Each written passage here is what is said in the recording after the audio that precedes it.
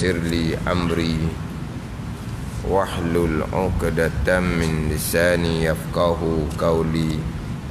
Subhanaka la ilma lana illa ma 'allamtana innaka antal alimul hakim. Wala haula wala quwwata illa billahil aliyyil azim. Kitab Fathul Mu'in muka surat 68. Kita berhenti minggu lepasnya petok bawah sekali. Petok bawah sekali itu berhenti di tengah. Berhenti di wa muwalatun, muwalat, wastiqbalun lil qiblati wa muwalatun wa tarku takallumin bila hajatin. Qala al-muallifu rahimahullahu ta'ala wa nafa'ana bi'ulumihi amin. Wa muwalatun wa tarku takallumin bila hajatin wa tanshifin bila uzrin. Dalam terjemahan dia itu sambung menyambung, itu muwalat. Muwalat diterjemah dengan sambung menyambung. Muwalat ni terjemah dengan berturut-turut tau. Berturut-turut tu muwalat. Berturut-turut dengan makna satu anggota, satu bahagian tubuh tu jangan berpisah lama sehinggalah kering anggota terdahulu. Itu muwalat. Jadi sebagaimana ketika berwuduk, ketika mandi wajib pun sama, muwalat hukumnya sunat. Cuma kalau kita berwuduk boleh mudah sedikit kita bicara berkaitan muwalat. Ketika mandi wajib ni memanglah muwalat. Ketika berwuduk mungkin berlaku kita ambil semayang, tengah-tengah ambil semayang kita pergi jawab telefon. Tengah mandi wajib berlaku gitu juga. Tengah mandi ni dia mandi wajib ni kalau kita siram air satu badan, tu muwalat dah tu. Ketika berwuduk mungkin mudah kita cerita. Dia muwalat ni contoh. Ni contoh.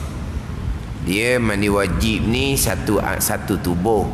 Tapi ketika mandi wajib kita boleh niat satu juzuk, satu bahagian tubuh.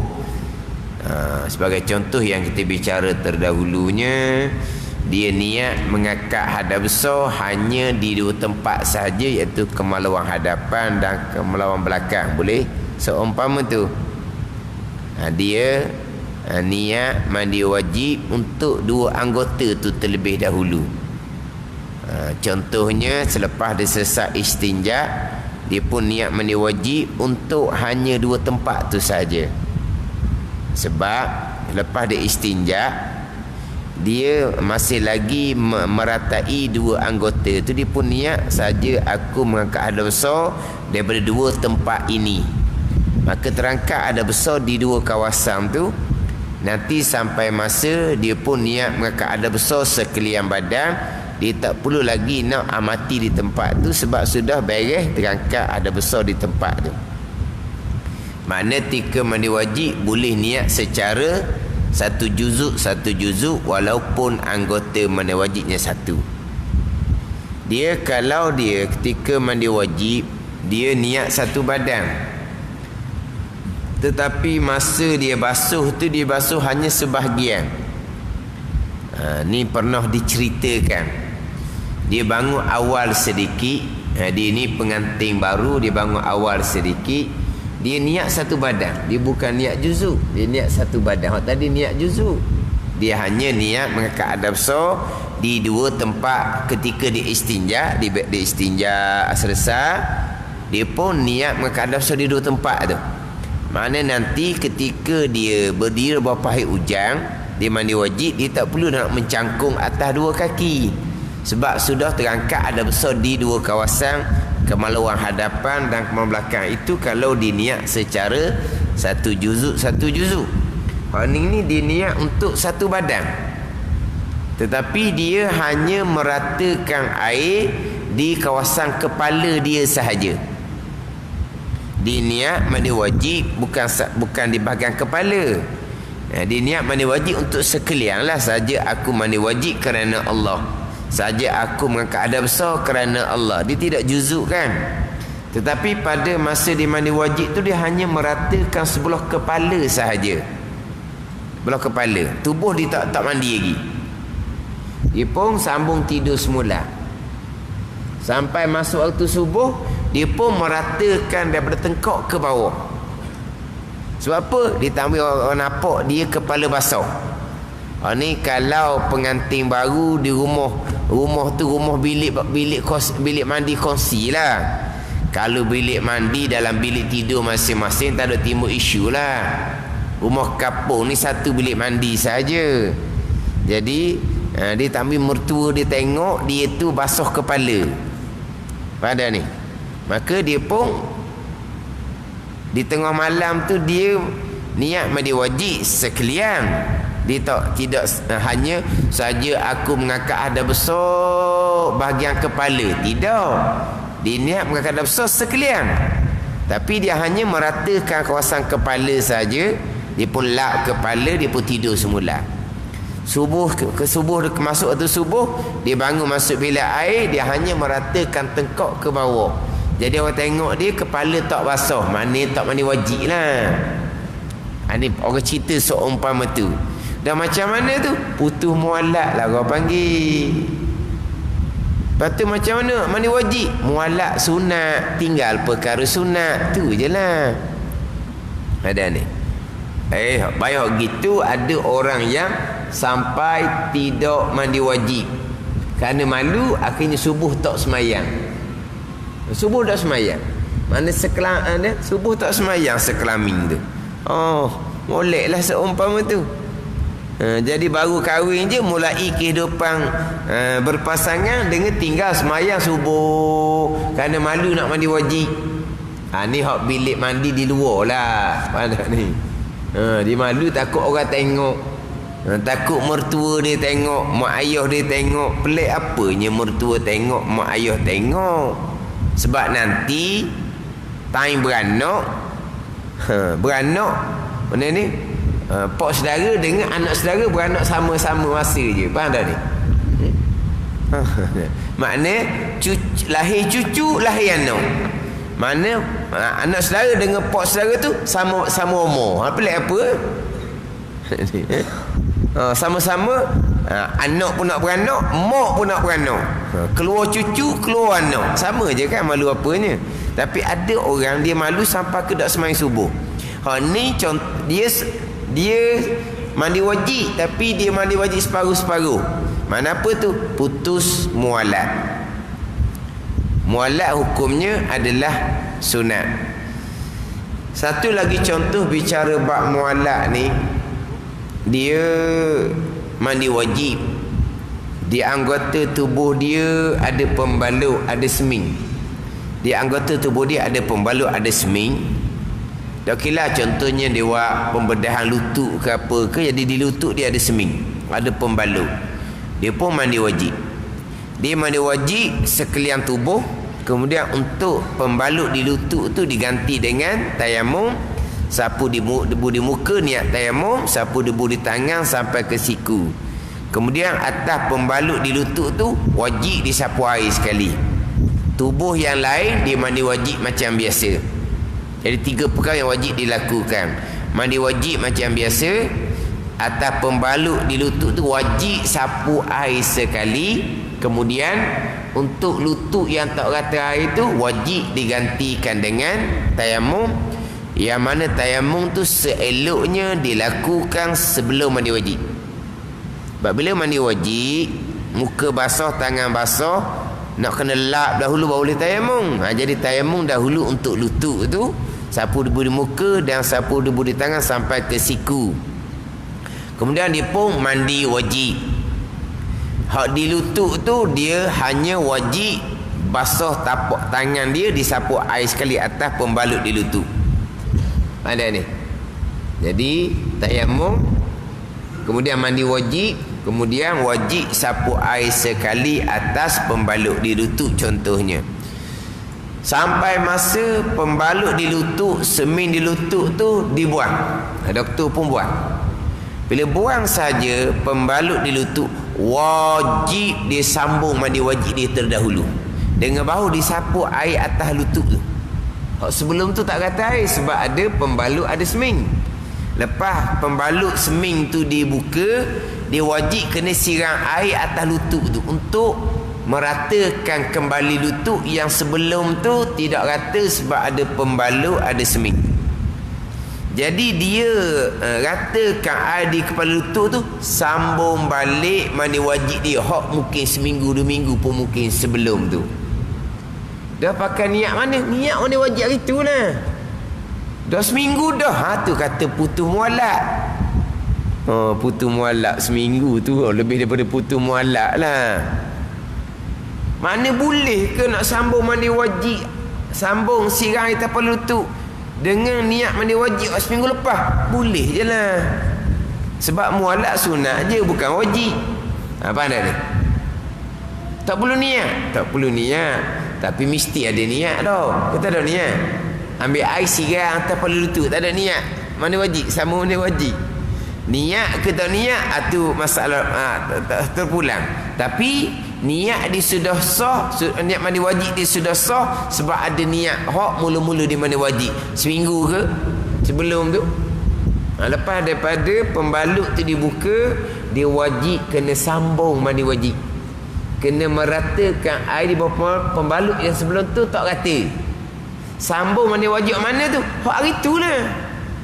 3-4 hari ke seminggu 2 minggu tak kira lah. Dah sambung gitu. Yelah, sebab mualak tak wajib, sunat. Ada ni. Kita jangan tak berkata tempat tu. Wajib kena ratakan air di tempat tu, sambung balik mandi wajib. Untuk masa tempat tu tak rata air kerana ada pembalut, ada semen, untuk sementara ganti dengan tayamum. Tetapi apabila pembalut ataupun semen tu dibuang, berarti tempat tu sudah boleh diratakan air, sambung balik mandi wajib yang terdahulu yang belum rata air di tempat tu. Sambung lah. Niat hak ketika mandi wajib mula-mula tu lah. Lamanya putus mualak sunat. Ini kalau nak cerita bab mualak. Ini nak kena jagalah. Nak kena jaga. Tapi kok mana pun dia akan mandi juga, tempat tu akan rata air. Automatiklah mandi wajib. Ada ni. Dengan niat hari tu. Niat hak mula-mula dia mandi wajib. Niat hak mula-mula dia mandi wajib. Maka di situ tidak ada mualak. Mualak hukumnya sunat. Dia gitu. Tidak berbicara yang tidak perlu. Wa tarku takallumin bila hajatin. Sunat meninggalkan berkata-kata dengan tidak ada hajah. Sama juga dengan ketika berwuduk. Sunat ketika berwuduk tinggal berkata-kata. Bicara wuduk dahulu. Tinggal berkata-kata yang tidak ada hajah. Kalau ada hajah, contohnya ada orang yang ada orang yang kita kata nak orang buta ke, orang buta dia nak jatuh di tempat yang bahaya, tu kena beritahu lah tu. Tu terkadang wajib kena beritahu. Tak ada hajat ni lu bersembang je. Adapun kalau ketika berwuduk dia nampak ada pakaian berlaku tu pakaian salah, aurah terbuka contohnya orang sebelah dia, aurah tu nampak tu tutup kok, tu ada hajat. Sebab dia nak cegah kemungkaran. Sebab orang sebelah dia aurah terbuka, tu ada hajah. Bukan itu kewajipan kita cegah perkara mungkar. Hak ni hak bercakap saja je ni. Hak bercakap dengan tidak ada sebarang hajah. Hak tu hak ni dia kalau bercakap bukan hanya ketika berwuduk, ketika mandi wajib pun bila bercakap hukumnya adalah makruh. Hukumnya adalah makruh. Bercakap ketika berwuduk, begitu juga bercakap ketika mandi wajib. Bercakap tanpa ada hajah, hukumnya adalah makruh. Tetapi kalau ada orang yang memberi salam, dia sunat jawab salam. Dia sunat jawab salam dalam keadaan dia tu menutupi aurah. Dalam keadaan dia menutupi aurah. Kalau dia tidak menutupi aurah, maka tidaklah dia menjawab salam, sebab nak menyebut zikir dalam keadaan tanpa menutupi aurah tak haram. Bukan haram, tapi tidak disunatkan. Sebab itulah adabnya mandi wajib ataupun berwuduk, adabnya adalah menutupi aurah. Menutupi aurah. Sekurang-kurang aurah adalah 2 kemaluan. Sebab itu aurah seorang diri. Tapi lebih eloknya antara pusat dan lutut. Walaupun aurah seorang diri hanyalah 2 kemaluan. Aurah seorang diri. Pakai seluar dalam tu kita sudah menutupi aurah seorang diri. Tapi lebih beradab laginya antara pusat dan lutut. Tidak menyeka air tanpa ada uzur, mana tidak lap. Sunat selesai mandi wajib kita jangan lap. Sama macam ketika berwuduk. Sunat jangan lap. Selepas mandi wajib pun sunat jangan lap. Sunat jangan lap tanpa ada uzur. Ada uzurnya macam mana? Dia bertayamum selepas mandi wajib, kena lap lah muka dan 2 tangan. Padahal kena lap muka dan 2 tangan, sebab dia nak bertayamum. Kemudian pula dia mandi wajib sunat jangan lap ni, mandi wajib yang 3 kali rata air. Adapun mandi wajib hok rata air belah-belah 10 kali, tak ada dah air ibadahnya. Sekarang sunat jangan lap sebab air mandi wajib tu air ibadah. Mana air mandi wajib yang ianya ibadah? Rata kali yang pertama, rata kali yang kedua dan rata kali yang ketiga, itu air ibadah. Adapun kalau mandi wajib lama tu air ibadah sudah tidak ada. Yang ada di tubuh kita tu air bukan air mandi wajib dah. Itu air mandi biasa untuk menghilangkan daki. Sebab kita mandi wajib serta kita menghilangkan daki. Yang disunatkan kita menghilangkan daki dahulu sampai ke habis bersabun siap. Baru kita mandi wajib 3 kali rata air kita berhenti. Itu air ibadah yang di tubuh kita. Sunat jangan lap, biar air ibadah tu kering di tubuh kita. Tapi kita tidak. Kita menghilangkan daki ketika kita mandi wajib. Jadi kita mandi wajib 3 kali rata ni sudah selesai dah waktunya. Yang duk lama tu kita nak menghilangkan daki. Jadi mandi menghilangkan daki ni macam hak mandi sama-sama tu lah, kan kita lap kan. Jadi sekarang ni kita mandi wajib hak mula-mula je. Hak kemudian tu mandi menghilangkan daki, macam mandi pagi-pagi hak biasa-biasa nak pergi kerja tu lah.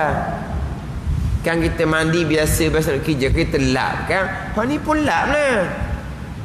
Dak ni mandi wajib 3 kali je. Hak lama tu macam mandi sama-sama tu lah. Nak pergi kerja kan, mesti kita mandi biar hilang daki, biar bersih, biar sehat. Kita nak pergi kerja. Hak tu macam mandi pagi biasa, lap je lah. Hak sunat jangan lap ni, hak mandi wajib 3 kali, dengan bahawa kita menghilangkan daki terlebih dahulu, bersabur baik, barulah kita niat mengangkat adab besar, niat mandi wajib, 3 kali rata air, kita pun berhenti. Tu sunat yang gelap, biar air ibadah tu kering di tubuh kita. Mana? Ni tidur kitanya. Air mandi wajib itu tak ada dah. Tu lap segeralah. Kalau dah lap jadi sejuk pula jadinya. Kita jangan hok kita duduk mandi sokmo tu. Tu lap je, jangan sejuk jadi dah. Kita ingat ke tu lah, jangan lap. Tu hanya mandi biasa. Hok kemudian tu hanya mandi biasa. Mandi untuk menghilangkan daki di tubuh kita. Wa tusannu syahadatani al-mutaqaddimatani fil wudu'i ma'ahuma aqibal ghusli. Itulah nombor 10. Sesudah mandi sunnah membaca 2 kalimah syahadah serta doa sambungannya seperti tersebut di depan, yang dibaca sesudah berwudu. Seperti disebut di depan, al-mutaqaddimatani, yang telah terdahulu keduanya, bukan di depan, di belakang lah ketika bicara sunat wudu. Watu sannu syahadatani al-mutaqaddimatani fil wudu'i, dan disunatkan mengucap 2 kalimah syahadah al-mutaqaddimatani, yang terdahulu keduanya fil wudu'. Bicara wudu' dahulu. Bicara wudu' dahulu di muka surat 47. Di muka surat 47 tu al-mutaqaddimatani, yang terdahulu keduanya, 2 kalimah syahadah tu. Di muka surat 47, asyhadu an la ilaha illallah wahdahu la syarikalah wa asyhadu anna muhammadan abduhu wa rasuluh. Kemudian bacaan di bawah lagi tu, Allahumma ja'alni minat tawwabin wa ja'alni minal mutatahhirin wa ja'alni min ibadikas salihin. Tu hak mana yang kita baca sesudah kita berwuduk. Kita sunat baca sesudah kita mandi wajib. Ma'ahuma, serta bacaan yang berserta dengan keduanya, 2 kalimah syahadah. Jadi bacaan-bacaan ketika sesudah berwuduk, itulah bacaan yang disunatkan kita baca ketika kita sesudah mandi wajib. Asyhadu an la ilaha illallah wahdahu la syarikalah wa asyhadu anna muhammadan abduhu wa rasuluh. Kemudian ma'ahuma tu, dalam terjemahan tu serta doa sambungannya. Serta barang ni bacaan, ma'ahuma serta keduanya, serta 2 kalimah syahadah. Kalau dalam i'anatut talibin ni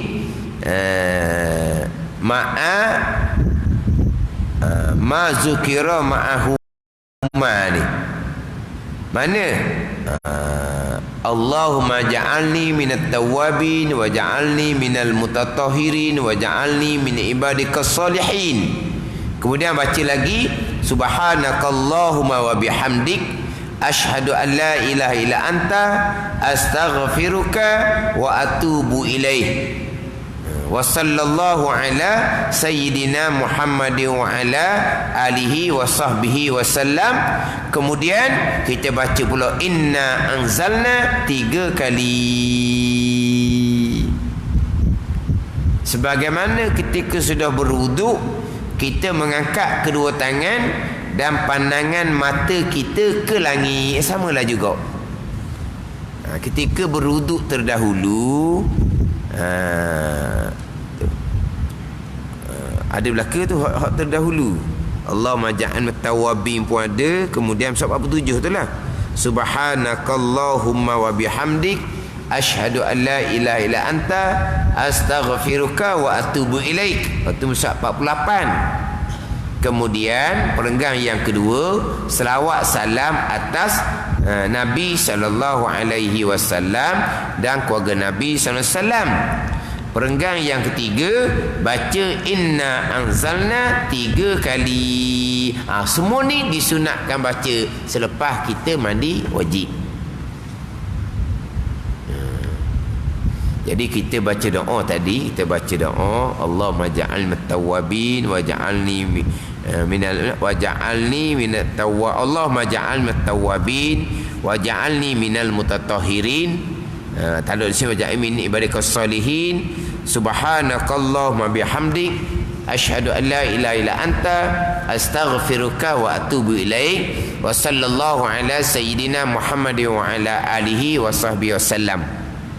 Sesat kita baca inna anzalna 3 kali. Tapi waktu tak angkat tangan dah lah. Angkat tangan masa berdoa, disudahi doa dengan wa sallallahu ala sayyidina Muhammadin wa ala alihi wa sahbihi wasallam. Masa berdoa sama dengan ketika berwuduk, angkat tangan, mata lenggok ke atas, lenggok ke langit. Walaupun kita tak nampak langit sebab kita mandi dalam rumah, sunat angkat mata ke langit walaupun tak nampak langit, walaupun seseorang tu mata dia buta. Ini doa yang disunatkan mata angkat ke langit. Adapun doa-doa yang lain, tangan saja angkat ke langit, mata tertunduk ke bawah. Doa-doa yang lain, angkat tangan ke langit. Kalau doa tu hajat dia terlampau tinggi, angkatlah tangan setinggi-tinggi mana pun tangan, tetapi mata sunat tengok ke bawah. Doa selepas berwuduk, doa selepas mandi wajib, angkat tangan, mata disunatkan tengok ke atas. Walaupun dalam kitab ni kata walau a'ma, walaupun buta sekalipun, tak nampak langit sekalipun, sunat mata angkat ke langit. Hak ni, hak biasa-biasanya tak tahu. Hak bacaan selepas mandi wajib sama dengan bacaan selepas kita berwuduk. Sama je. Kita lepas berwuduk memang kita baca ni. Kita baca dulu kalimah syahadah, kita baca Allahumma ja'al tawwabin, kita baca. Tetapi selepas mandi wajib kita tak baca ni. Cuma kita ni kadang-kadang kita hanya baca Allahumma ja'al tawwabin wa ja'alni minal mutatahhirin wa ja'alni min ibadikas salihin. Yang kita kurang bacanya subhanakallahumma wa bihamdik asyhadu an la ilaha illa anta astaghfiruka wa atubu ilaik. Atau kadang-kadang orang kita tak baca. Lepas tu wassallallahu ala sayyidina Muhammadin wa ala alihi wa sahbihi wasallam, tu kadang orang tak baca. Mana asyhadu an la ilaha illallah wahdahu la syarikalah wa asyhadu anna Muhammadan abduhu wa rasuluh, tu biasa orang baca. Tapi lepas mandi wajib tak tahu bacaan. Malah bacaan yang sama dengan bacaan yang kita baca selepas kita selesai berwudu. Ini pernah lah. Oh tu je bacaan ustaz. Mudah lah. Bacaan yang sama selepas kita berwudu. Cuma terkadang kita lepas berwuduk ni kita tak baca inna azalna, kita tak baca. Sunat baca inna azalna 3 kali selepas berwuduk dan 3 kali selepas selesai mandi wajib. Itu perkara yang disunatkan. Tapi tadilah ada orang dia kata tak tahu pun. Kena-kena bacaan doa yang sama selepas mandi wajib dengan doa yang selepas kita berwuduk. Mana doa yang tak payah kita hafal. Sebab apa? Kita baca sama selepas berwuduk. Tapi selepas mandi wajib tak ada bacaan. Dah kita baca doa selepas berwuduk ni memang kita diajar tau. Dia ajarlah sebab ingat-ingat baca doa. Belajar masa mana tak tahulah. Tapi lepas mandi wajib tak ada orang ajar tau. Sebab masa budak-budak tak mandi wajib kan. Masa budak-budak ambil semayang aja. Jadi ni semua ilmu budak-budak belaka ni. Kalau bacaan-bacaan lepas berwuduk ni bacaan budak-budak belaka. Orang ajar kita masa budak-budak. Yelah kan kita masa budak-budak kan orang ajar ambil semayang kan. Ada tak masa budak-budak ajar mandi wajib? Tak ada. Yelah kita budak-budak memang orang ajar kita ambil semayang. Ada tak orang ajar kita mandi wajib? Tak ada. Mandi wajib sendiri lah, tak ada orang ajar. Yelah mandi wajib mudah tak apa. Satu tubuh. Tak ada anggota pakai satu tubuh tu mudah tu. Tapi maknanya memang orang ajar kita ajar wuduk je. Praktikal wuduk memang orang ajar. Masa tu orang ajar kita bab doa dua kalimah syahadah ni memang wallahu a'lam lah orang lain. Sayanya mana sedar-sedar tahu dah bacaan tu. Asyhadu an la ilaha illallah wahdahu la syarikalah wa asyhadu anna Muhammadan abduhu wa rasuluh. Allahumma ja'alni minat tawwabin wa ja'alni minal mutatahhirin wa ja'alni min ibadikas salihin. Cuma tak ada subhanakallahumma wa bihamdik asyhadu an la ilaha illa anta astaghfiruka wa atubu ilaik. Itu je macam tak ada. Atau jumpa kemudian. Tapi bacaan yang sama tak pernah pun kita diajar. Itulah bacaan selepas mandi wajib. Kita dah hanya diajar itu bacaan selepas berwuduk. Akhirnya kita tak tahu pun bacaan selepas mandi wajib. Saya pernah sebut perkara ni dalam kelas. Oh tu je ustaz maknanya tak payah hafal baru. Oh ya, kita tak je baca, tak ada pernah royak dia kata. Tak ada pernah beritahu. Wallahu a'lam lah. Tak ada dalam buku-buku. Dalam buku-buku sekolah tak ada. Bacaan selepas mandi wajib ada tak? Buku sekolah ada tak bacaan selepas berwuduk tau? Ada tak lepas bacaan selepas berwuduk dalam buku sekolah ada? Asal ada lah tunya. Bacaan lepas mandi wajib. Sekolah ajar rukun mandi wajib. Mesti sekolah ajar rukun mandi wajib. Tapi doa bacaan lepas mandi wajib tak ada ajar. Kita tak pernah baca juga. Tak pernah baca juga orang kali. Yelah kita lepas mandi wajib kita ambil semayang. Kita baca. Hak tu lepas ambil semayang, lepas mandi wajib baca dulu hak ni. Lepas tu kita masa mandi wajib kita sentuh kemaluan, wuduk kita batal. Kita akan ambil wuduk lepas kita mandi wajib. Hak tu bacalah pula lepas wuduk tu. Jangan pakai sekali. Lepas ni wajib baca ni dulu. Bacaan yang sama lah. Lepas tu kita ambil semayang, kita baca pula sekali lagi untuk lepas ambil semayang. Mari kita pakai lepas ni wajib, lepas ambil wuduk kita baca. Kita baca tu bukan baca lepas ni wajib, kita baca lepas ambil semayang bagi kitanya. Cuma kita ni lepas ni wajib memang kita ambil semayang. Gitu je tau. Lepas ni wajib kita pasti ambil semayang. Kita membaca dua kalimah syahadah ni tapi bukan lepas mandi wajib.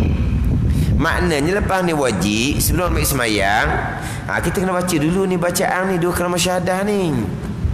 Allahumma ja'al mitawabin kena baca dulu.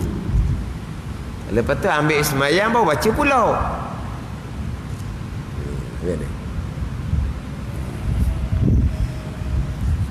Wallahu a'lam lah. Tak ada dia ajar orang kali tau. Tak ada orang ajar. Macam tadi lah kita rasanya mandi wajib pun orang tak ajar. Orang ajar wuduk je. Budak-budak tak ajar mandi wajib, dia ajar wuduk je. Lepas tu mandi wajib tu sendiri je kemudian. Macam mana mandi wajib? Ratakan air sekalian badan. Tak payah ajar lah. Wuduk kena ajar. Hak sunat-sunat basuh pergelangan tangan, berkomor serta masuk air kanan hidung. Itu memang akan diajar sunat-sunat tu. Basuh muka, basuh tangan sampai ke siku, sapu kepala, sapu telinga. Jadi wuduk ni sunat-sunat wuduk pun kita diajar masa budak-budak. Maknanya sapu telinga tu memang buat sokmo. Mana buat sokmo? Tak tahu wajib sunat tak tahu masa budak-budak tau. Kita buat sokmo tu, sapu kepala, sapu telinga, basuh kaki. Mana tak ada kata sapu kepala, basuh kaki tu tak ada. Sapu telinga memang akan buat. Sebab dia ajar gitu. Dia ajar daripada mula-mula basuh pergelangan tangan. Hak wuduk dia ajar. Hak mandi wajib tak ada dia ajar tu. Jadi bacaan selepas mandi wajib sama dengan bacaan selepas daripada kita selesai berwudu. Termasuk baca inna anzalna 3 kali. Termasuk ketika berdoa, mata sunat tengok ke langit sama dengan selepas selesai berwudu. Wa alla yaghtasila li janabatin aw ghairiha kal wudu'i fi ma'in rakidin lam yastabhir kanabi'in min ainin ghairi jarin. Disunnahkan juga untuk tidak mandi wajib ataupun lainnya seperti berwudu dengan air yang tidak mengalir. Dengan air yang tidak mengalir, air tenang, yang tidak menjadi semakin banyak. Misalnya air telaga bermata air yang tidak mengalir. Fi ma'in rakidin, pada air yang tenang, yang tidak mengalir. Lam yastabhir, diterjemah dengan yang tidak menjadi semakin banyak. Lam yastabhir ni yang tidak banyak seperti laut. Maksud dia gitu. Kanabi'in, seperti air yang terpancar, min ainin, daripada mata air, ghairi jarin, yang tidak deras. Dia kita mandi wajib sama, berwuduk sama. Jangan kita mandi di tempat air tenang yang tidak melaut dipanggil. Kalau air tenang tu banyak, macam air kolam mandi tu dah apa tu? Mana air yang tenang, tapi air ni air kodo-kodo je. Mana contohnya? Air telaga lah. Air telaga cukup 2 kolor. Tapi air tu bukan air yang melaut. Melaut ni mana banyak, bukan. Jangan mandi dalam telaga. Adapun kalau kolam renang, itu air yang apa? Yang banyak. Mandilah dalam tu. Air telaga ni air yang nak kata air sedikit, tak air sedikit lah. Tapi air 2 kolor, tapi air yang tidak melaut dipanggil. Lam yastabhir ni yang tidak melaut. Melaut apa? Yang tak banyak sangat-sangat. Air telaga memang air cukup 2 kolor, kita panggil air banyak, tapi tidak melaut. Tapi kalau macam air kolam mandi, kolam renang, kolam mandi tu air banyak tu. Tu tak apa. Sebab kalau air tu cukup 2 kolor, air tu cukup 2 kolor. Tetapi air tidak melaut, kita mandi dalam tu hukumnya adalah makruh. Sebab ada dalam hadis Muslim melarang seseorang mandi pada air yang tenang. Hak Nabi larang ni, Nabi larang kepada Abu Hurairah. Abu Hurairah yang meriwayatkan hadis tu, hak larangan Nabi tu, hadis Muslim. Nabi larang berapa? Nabi larang kepada Abu Hurairah, jangan mandi di tempat air yang tenang. Walaupun air itu banyak sekalipun. Walaupun air itu banyak sampai 2 kolah sekalipun. Tapi lam yastabhir. Dia lam yastabhir ni ay yasir kasiran kal bahri, yang tak jadi banyak seperti air laut. Gitu. Contohnya macam air telaga, air tenang, air mata air kan, tapi air tenang. Makruh kita mandi dalam telaga tu. Air tu kalau kita mandi tak jadi mustakmal sebab air tu 2 kolah. Tapi air yang tenang, yang tidak melaut. Air tenang macam air kolam renang, air tasik. Air tasik pun air tenang juga, air tasik. Bukan air yang mengalir, air yang tenang. Tapi melaut tu tak apa, tak makruh. Jangan mandi dalam telaga ni. Ni pernah berlaku. Dia tu was-was, tapi dia ni selalu bermimpi. Yang kita pun nak bermimpi juga, tapi tak bermimpi pun. Tapi dia ni selalu bermimpi, menyebabkan pagi-pagi dia kena mandi wajib. Tu syaitan nak kacau dia. Kadang-kadang nak habis subuh dah, barulah dia boleh sembahyang subuh. Dia mandi wajib lama. Dia mandi wajib lama. Lah mandi wajib lama lah.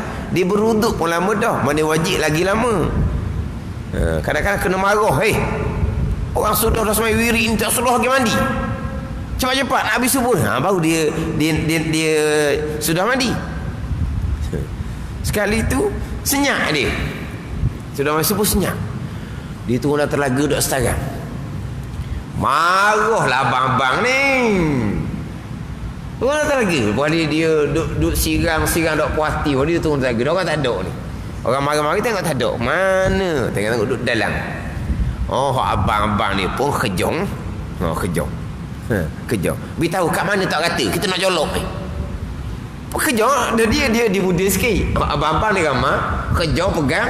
Ni ambil timba masa saya. Kat mana tak kata nak jolok. Lepas tu barulah hilang nyakit was-was dia. Dia kena ajar gitu.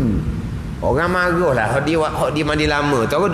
Duduk tegur sok modah. Sebab kadang-kadang subuh tu nak habis subuh dah. Nak cerah dah baru-barulah dia. Tu pun kena marah dia orang. Sudah. Subuh nak habis dah ni. Dia mandi dia sirang tu dia sirang saja je. Dia tak gosok. Lelah kita nampak. Lelah dia mandi wajib. Nampaklah dia punya stres tu. Stres dia nampak lah. Stres dia tertekan lah dah. Orang lain sudah dah sembahyang, sudah dah berwirid, dia tak sembahyang lagi. Dia pun stres juga. Kadang-kadang sebelum tu memang kena marah baru dia berhenti mandi wajib, baru dia sembahyang subuh. Ni melampau dah lah. Turun dah telaga marah dah lah. Jadi kita orang ni mandi bekas air mandi wajib mu kalau gitu. Kejong lalu lah. Kejong. Tanya kat mana tak kata. Kita nak tolong jolok ni. Barulah dia pun naik. Lepas tu dah. Ni dia kalau turun telaga, air telaga memang tak rosak sebab air telaga tu air 2 kolah. Telaga tu pun tak dalam mana. Air telaga, tapi telaga tu cukup dah 2 kolah. Mana dia turun telaga tu dia tahu dah lah. Kita nampak dia punya apa? Dasar itu boleh nampak. Memang telaga tu dah dalam. Air tapi 2 kolah lah. Sekarat lebih lah air telaga tu. Tidak akan berani nak turun kalau air tu dalam. Air sampai 2 kolah. Tapi ni makruh. Walaupun air tu banyak tu mana 2 kolah lah. Selagi tidak melaut, tak banyak sangat. Kalau macam kolam renang memang air banyak. Contohnya kalau air bathtub tu kita letaklah cukup-cukup 2 kolah. Bathtub tu cukup 2 kolah lah kita kata. Wallahualam dah sampai dak 2 kolah. Kita letaklah bathtub tu cukup 2 kolah. Boleh tak mandi wajib tu? Boleh lah sebab air 2 kolah. Tapi hukumnya makruh. Sebab apa? Sebab air tenang yang tidak melau. Maksud itu air tenang yang cukup dukhalah tapi tak banyak. Maknanya kalau dia mandi wajib sah, air dalam bathtub tu kekal air mutlak, tak jadi mustakmal, tapi hukumnya makruh. Badan hukumnya makruh. Melainkan air tu air yang banyak, kalau kita kata gok kolam renang, kolam mandi. Kolam mandi tu air banyak, barulah tidak makruh. Tapi mandi wajibnya sah, air yang banyak tadi kekal air mutlak, air tu tak rosak. Tapi hukumnya adalah makruh sebab ada larangan hadis Nabi sallallahu alaihi wasallam dalam hadis Muslim. Far'un lawi ghatasala li janabatin wa nahwi jum'atin biniyatihima hasala wa in kana al-afdalu ifrada kullin bi ghuslin. Dia mandi wajib pagi tu serta niat mandi sunat pagi Jumaat, maka terhasillah pahala mandi wajib dan pahala mandi sunat pagi Jumaat. Dia niat mandi wajib serta niat mandi sunat pagi raya contohnya, maka terhasil pahala mandi wajib dan terhasil pahala mandi sunat pagi raya. Wallahu a'lam. Bismillahirrahmanirrahim. Alhamdulillahirabbil alamin. Wassalatu wassalamu ala sayyidil mursalin wa ala alihi wa sahbihi ajma'in. Allahumma iftah alaina futuhal arifin. Allahumma allimna ilma akdamin wa fahimna famasabikin warzuqna ruqat talibin. Allahumma zidna ilman wa alhiqna bis salihin. Wa sallallahu ala sayyidina Muhammadin wa ala alihi wa sahbihi wa sallam. Walhamdulillahi rabbil alamin.